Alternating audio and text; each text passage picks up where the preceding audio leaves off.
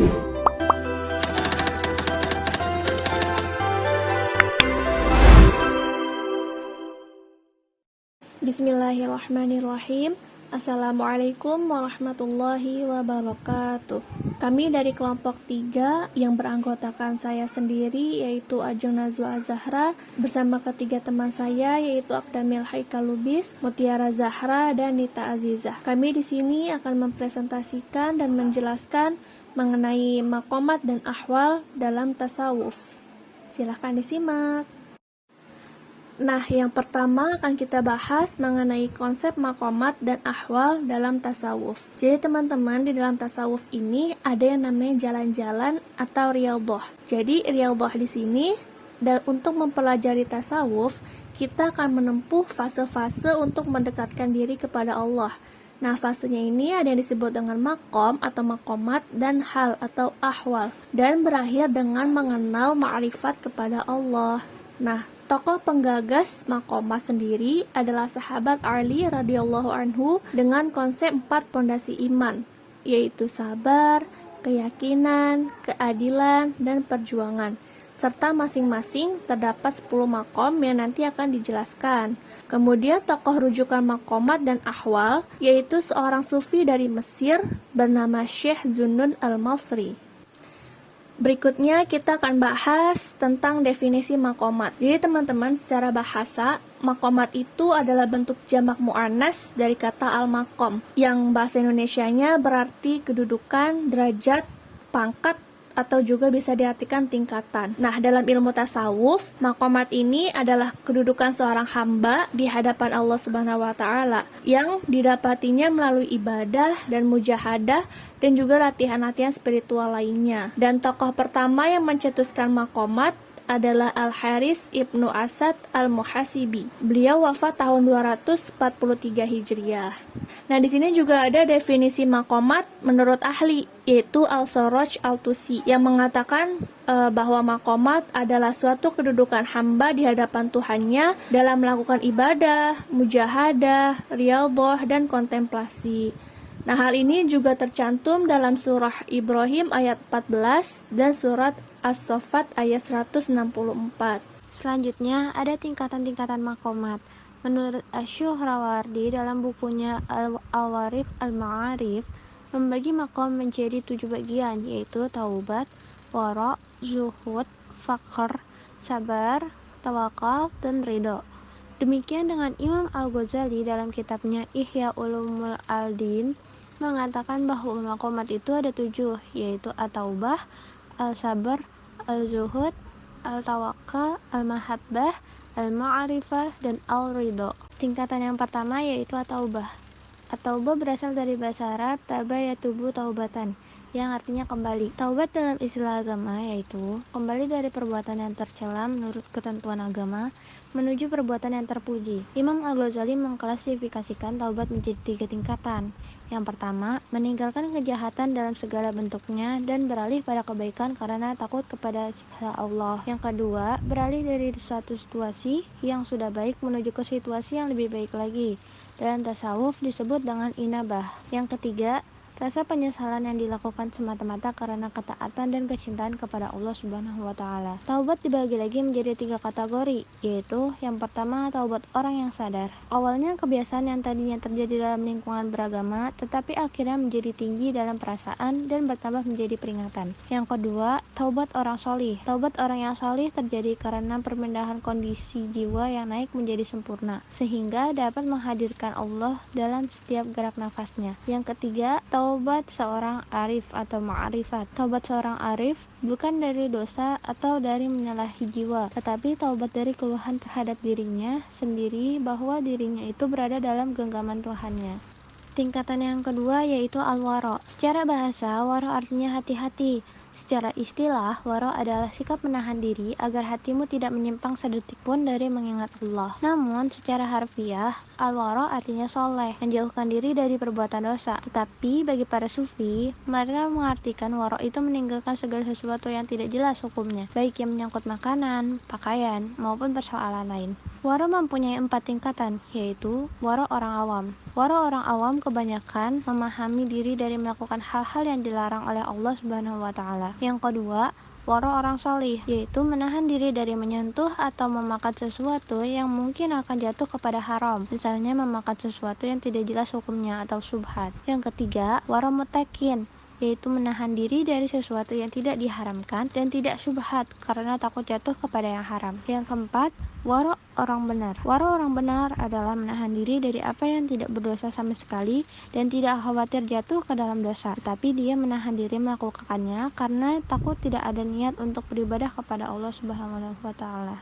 Tingkatan yang ketiga yaitu zuhud. Berbeda dengan waro, yang pada dasarnya merupakan perilaku menjauhi yang subhat dan setiap yang haram, maka zuhud pada dasarnya adalah tidak tamak atau tidak ingin mengutamakan kesenangan duniawi. Orang yang zuhud tidak merasa senang atau bangga dengan berlimpah ruahnya harta dan tidak merasa susah dengan kehilangannya. Secara umum, zuhud ini diartikan sebagai sikap pelepasan diri dari rasa ketergantungan terhadap kehidupan duniawi dengan mengutamakan kehidupan akhirat. Sebagaimana yang tercantum dalam Quran Surah Al-An'am ayat 32 yang artinya, dan kehidupan dunia ini hanyalah permainan dan senda gurau, sedangkan negeri akhirat itu sungguh lebih baik bagi orang-orang yang bertakwa. Tidakkah kamu mengerti? Selanjutnya, zuhud terbagi menjadi 3 tingkatan, yaitu yang pertama terendah, menjauhkan dunia ini agar terhindar dari hukuman akhirat. Yang kedua sedang, menjauhi dunia dengan menimbang imbalan di akhirat. Yang ketiga tinggi, mengucilkan dunia bukan karena takut atau berharap, tetapi karena cinta kepada Allah Subhanahu wa taala. Orang yang berada pada tingkat tertinggi ini akan memandang segala sesuatu tidak mempunyai apa-apa kecuali Allah. Tingkatan yang keempat yaitu al-faqr. Secara bahasa, fakir diartikan sebagai orang yang berhajat, orang yang butuh atau orang yang miskin. Adapun dalam pandangan sufi, fakir adalah tidak meminta lebih dari apa yang telah ada pada diri kita, tidak meminta rezeki kecuali hanya untuk dapat menjalankan kewajiban-kewajibannya. Pada prinsipnya, sikap mental faqr merupakan rentetan sikap zuhud. Hanya saja, zuhud lebih keras menghadapi kehidupan duniawi, sedangkan faqr hanya pendisiplinan dari dalam mencari dan memanfaatkan fasilitas hidup. Sikap fakir sangatlah penting dimiliki orang yang berjalan menuju Allah, karena kekayaan akan membuat manusia dekat pada kejahatan dan sekurang-kurangnya membuat jiwa menjadi tertambat pada selain Allah. Tingkatan yang kelima yaitu sabar. Sabar berasal dari bahasa Arab yaitu sabaro yasbaru sabron, yang bermakna bersabar atau tabah hati, dapat diartikan menahan dan mencegah. Sedangkan menurut istilah, sabar berarti tabah dalam menghadapi segala kesulitan tanpa ada rasa kesal dan menyerah dalam diri. Kata sabar di dalam Al-Quran disebutkan sebanyak 62 kali dalam bentuk fi'il dan 41 kali dalam bentuk isim. Di kalangan sufi, sabar diartikan sabar dalam menjalankan perintah-perintah Allah, dalam menjauhi segala larangannya, sabar dalam beribadah, sabar dalam menuntut ilmu, sabar dalam sehat maupun sakit, sabar dalam pekerjaan, sabar menjauhi dari penyakit dan godaan jiwa, sehingga dengan demikian orang yang sabar akan memperoleh ketenangan jiwa yang diharapkan oleh setiap insan. Adapun puncak dari kesabaran adalah sifat tawakal. Selanjutnya yaitu tawakal. Tawakal diambil dari kata wakalah yang berarti al-tafwil atau penyerahan, dan al-i'timad atau penyandaran. Tawakal adalah menyerahkan semua hasilnya kepada Allah setelah berusaha dan berdoa, karena manusia hanya bisa merencanakan, tetapi Allah lah yang menentukan hasilnya. Allah Subhanahu wa taala berfirman dalam Quran surat At-Talaq ayat 65 yang artinya, dan dia memberinya rezeki dari arah yang tidak disangka-sangkanya, dan barang siapa bertawakal kepada Allah, niscaya Allah akan mencukupkan keperluannya. Sesungguhnya Allah melaksanakan urusannya. Sungguh Allah telah mengadakan ketentuan bagi setiap sesuatu. Al-Tustari berkata, tawakal adalah sifat atau akhlak dan makomnya Nabi, dan usaha adalah sunahnya. Dan barang siapa yang berada dalam sifatnya, maka janganlah meninggalkan sunahnya. Perilaku tersebut bagi seorang sufi telah memberikan keridhaan akan jiwanya yang tidak akan merasakan keridhaan ini kecuali orang yang benar-benar taubat, waro, dan bertawakal. Lalu dia ridho dengan segala apa yang diberikan oleh Allah terhadap dirinya. Di tingkatan terakhir, yaitu tingkatan ketujuh, ada ridho. Menurut Zunnun al-Misri, ridho adalah menerima qada dan qadar dengan kerelaan hati. Menurut Al-Qushairi, ridho adalah tidak menentang hukum dan keputusan Allah Subhanahu wa taala. Rabi'ah al-Adawiyah ketika ditanya tentang ridho, ia menjawab bahwa apabila seseorang mendapat bencana, maka perasaannya sama seperti kita mendapat nikmat. Di kalangan para sufi terjadi perbedaan pendapat, apakah ridho tergolong maqamat atau ahwal. Sebagian mereka memasukkannya dalam kategori maqamat dengan alasan datangnya sikap ridho itu adalah berkat perjuangan yang dilakukan secara bertahap. Sebagian lagi menganggapnya kategori ahwal, bahwa itu bukan merupakan usaha dari seorang hamba, bahkan itu turun dalam hati seperti turunnya tiap-tiap ahwal. Dalam hal ini, Al-Qushairi berkata bahwa kedua hal tersebut dapat dipadukan, yaitu awal dari ridho adalah diusahakan oleh seorang hamba dan itu bermakna maqamat, dan akhir daripada ridho itu termasuk ahwal yang bukan diupayakan oleh seorang hamba. Sekian penjelasan dari saya, selanjutnya akan dilanjutkan oleh teman saya.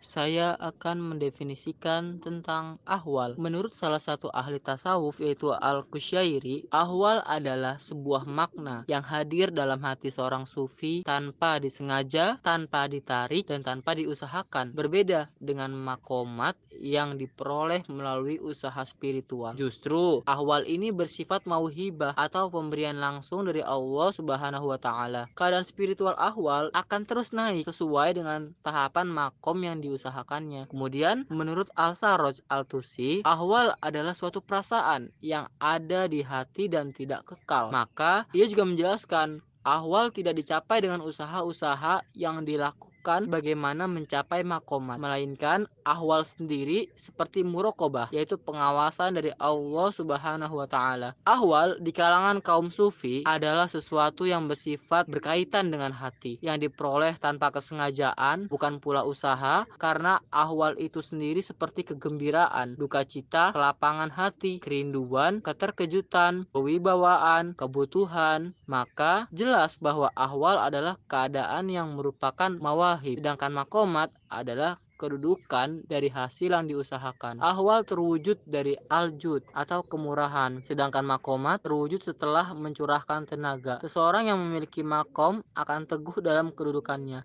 sedangkan seseorang yang memiliki ahwal akan semakin meningkat kehidupannya. Selanjutnya, tingkatan-tingkatan ahwal. Seorang sufi melakukan ketaatan dan ibadah yang terus-menerus akan menerima anugerah spiritual seperti rasa muraqabah, khauf, roja, syuk, uns, dan al-yakin dalam dirinya. Seorang sufi memperolehnya tanpa disadari bahwa anugerah tersebut sudah melekat pada dirinya. Tingkatan yang pertama yaitu tingkatan muraqabah. Muraqabah menurut sufi bermakna adanya kesadaran diri bahwa ia selalu berhadapan dengan Allah dan diawasi olehnya. Kesadaran demikian menumbuhkan sikap selalu siap dan waspada bahwa ia sedang dimonitoring oleh Sang Khalik. Tingkatan yang kedua yaitu khauf. Khauf menurut bahasa berarti takut. Dalam pengertian sufi, khauf berarti suatu sikap mental merasa takut kepada Allah karena merasa kurang sempurna amal dan ibadahnya. Oleh karena adanya perasaan seperti itu, maka ia selalu berusaha agar sikap dan perbuatannya tidak menyimpang dari yang dikehendaki Allah. Sikap mental seperti ini merangsang seseorang melakukan perbuatan yang baik dan menjauhi perbuatan maksiat. Tingkatan yang ketiga yaitu roja. Roja dalam istilah sufi merupakan sikap mental optimisme dalam memperoleh karunia dan nikmat Allah Subhanahu wa Ta'ala bagi hamba-hambanya yang soleh. Perasaan optimis akan memberi semangat dan gairah melakukan mujahadah demi terwujudnya apa yang diidam-idamkan itu, karena Allah Subhanahu wa Ta'ala Maha Pengasih lagi Maha Penyayang. Roja menuntut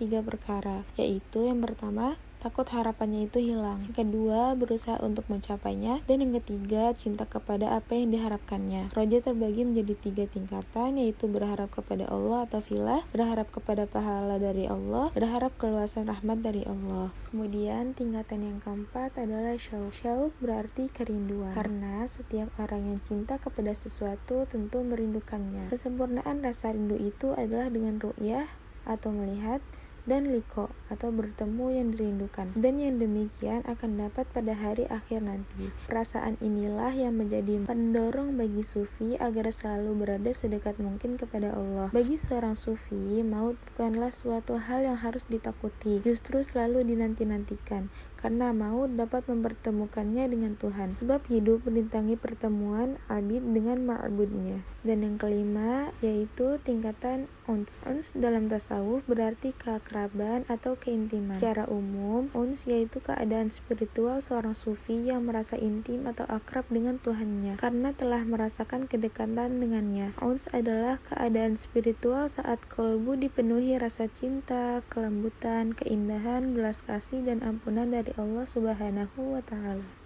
Dan tingkatan yang terakhir atau tingkatan yang keenam yaitu al-yakin. Al-yakin adalah kepercayaan yang kokoh tentang kebenaran pengetahuan yang ia miliki, karena ia sendiri menyaksikannya dengan segenap jiwanya dan ia rasakan dengan seluruh ekspresinya serta dipersaksikan oleh segenap eksistensialnya.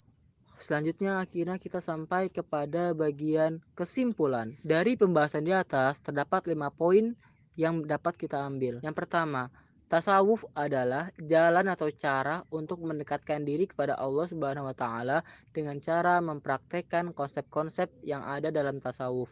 Tasawuf juga merupakan rangkaian eksperimen jiwa dalam menempuh jalan penyucian dan penempaan rohani yang dituntun oleh kerinduan kepada Allah Subhanahu wa taala. Kedua, makomat adalah bentuk jamak muannas dari kata al-makom yang berarti kedudukan, derajat, atau pangkat. Sedangkan dalam ilmu tasawuf adalah kedudukan seorang hamba di hadapan Allah Subhanahu wa taala yang didapatinya melalui ibadah dan mujahadah serta latihan-latihan spiritual lainnya. Ketiga, menurut Asy-Syuhrawardi dalam bukunya Al-Awarif Al-Ma'arif membagi makom menjadi 7. Yang pertama taubat, kedua waro, ketiga zuhud, keempat fakur, kelima sabar, keenam tawakal, dan yang ketujuh ridho. Keempat, menurut Al-Qusyairi, ahwal yaitu sebuah makna yang hadir dalam hati seorang sufi tanpa disengaja, tanpa ditarik, dan tanpa diusahakan. Berbeda dengan makomat yang diperoleh melalui usaha spiritual. Justru ahwal ini bersifat mauhibah atau pemberian langsung dari Allah Subhanahu wa taala. Yang kelima, tingkatan ahwal menurut para sufi yang melakukan ketaatan dan ibadah secara terus-menerus akan menerima anugerah spiritual. Tingkatannya yaitu al-muqarabah, khauf, tawadu, takwa, roja, syauq, dan uns dalam dirinya. Sekian presentasi dari kelompok kami, kurang lebihnya mohon maaf. Terima kasih. Wassalamualaikum warahmatullahi wabarakatuh.